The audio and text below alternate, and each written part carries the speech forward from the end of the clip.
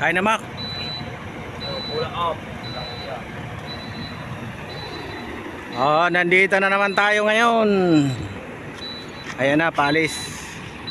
Dil TV. So ang nakapila ngayon pa Maynila, Dil TV, Bicol Magayon, Ilabil Gold Trans,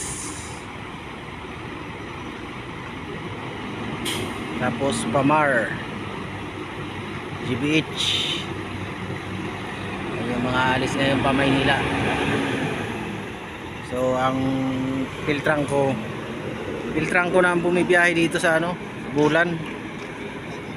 Hindi na bumibiyahe yung Amihan. Yan, si filtrang ko ng ilang araw na to bumibiyahe si filtrang ko dito eh.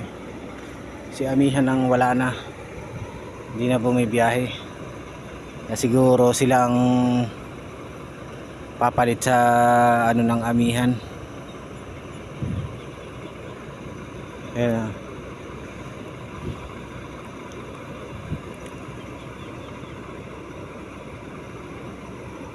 Sobrang init guys dito sa Bulan Terminal guys. So kami hindi pa kami nagagalit yung mga alaga ko guys mga aso na nagagalit sit down. So si Bayawak tsaka si Tiktak hindi pa kami makabiyahe kasi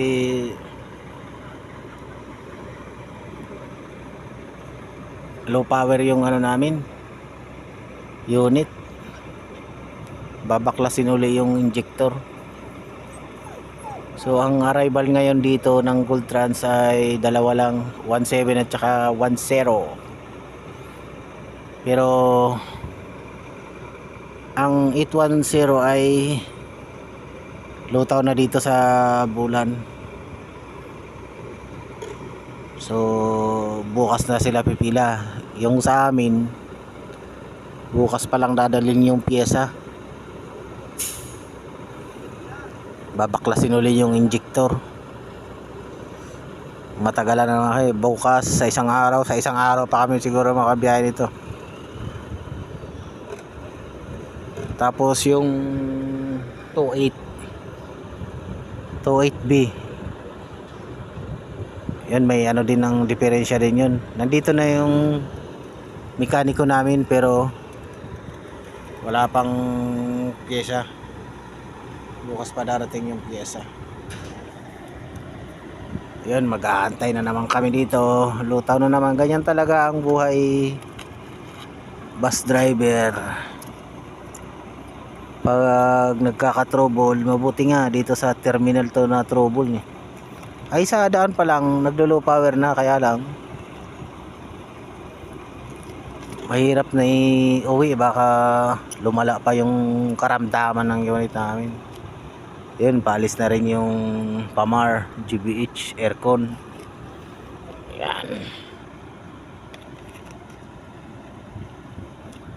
Yan, paalis na po si Pamar Kinglong. Ang makina niyan ay pag Kinglong, kung hindi ako nagkakamali, ang makina niyan ay Cummins. So yung DLTV, ang makina nun ay Weichai. Tapos yun high gear ng ng Bicol Magayon Megabus. Yan, Yuchai naman. Tapos ito Gold Trans Hyundai. I don't know what is the exact pronounce in read, Hyundai or Hyundai. Tapos yung isa naman Ilabil Hino. Tapos ito filtrang ko Daewoo. Tapos may isa pang RB GBH Pamar din yan, Pamar. So yun ang mga alis dito. Mayroong pang ano dito, yung Isarog Scania. So antayin natin mag-asipag-alisan tong mga ano natin, bound to Manila area. Yan. So ang lutaw ngayon dito, ang nandito sa terminal, tatlo, ayan o, tatlong Gold Trans 810 at saka 816. So 816 at saka 828 may karamdaman. So ayusin muna to ang ating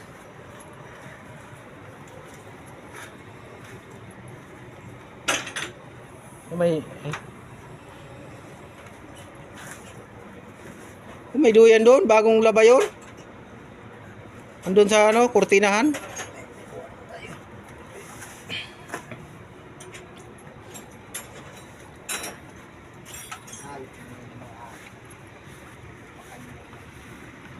Yun, gagawin tong ano namin, unit. So antayin natin ayos to.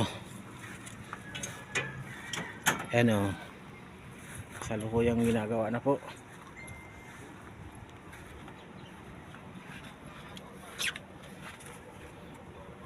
Guys, what's wrong with that engine? What's the trouble? It's water for... There is a leak of fire and water. Through the fire with water. Yun ang sitwasyon namin ngayon dito. So kailangan naming kumain porque walang biyahe, hindi pwedeng hindi kumain. Kakain kami, luto-luto kami dito. So yan sinasabi na tiyaga lang at dadaloy din ang ginawa. Parings, tirahin mo na parings. Ano parings oh? Bilang paring. Ito Diyos ba yan? Putang energy na naman yan eh. Paring si. pampatulog lang parings. Pampatulog sa tanghaling tapat.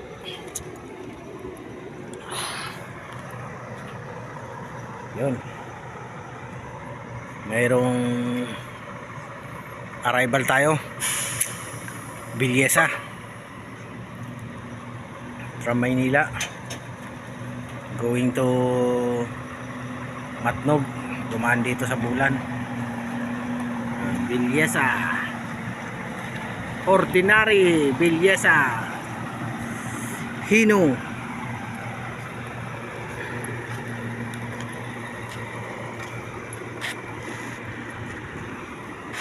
Ayan ang mga bus ngayon dito sa ano, Bulan. Ayan o. Ayan yung mga bus dito.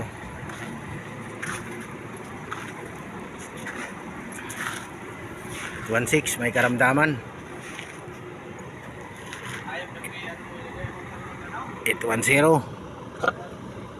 Bukas ang 810, bibiyahe ito bukas. Kasi sleeping lang to dito. No trouble yan yun.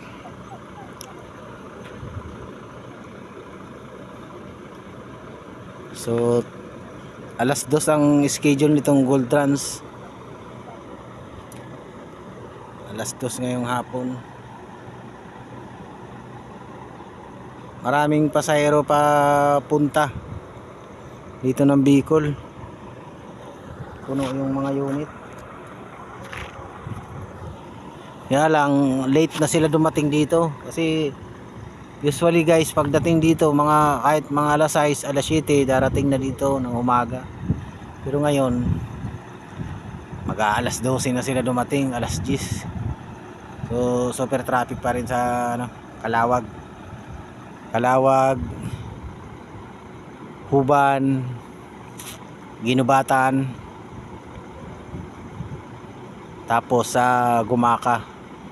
Dahil sa mga ginagawang kalsada, one wayhan yung kalsada, kaya yun ang nagpapatagal sa biyahe. Nung nakaraan, almost 24 hours kaming bumiyahe. So ito lang muna ang ating mga nakukuha na video ngayon, kasi dito trouble lang unit namin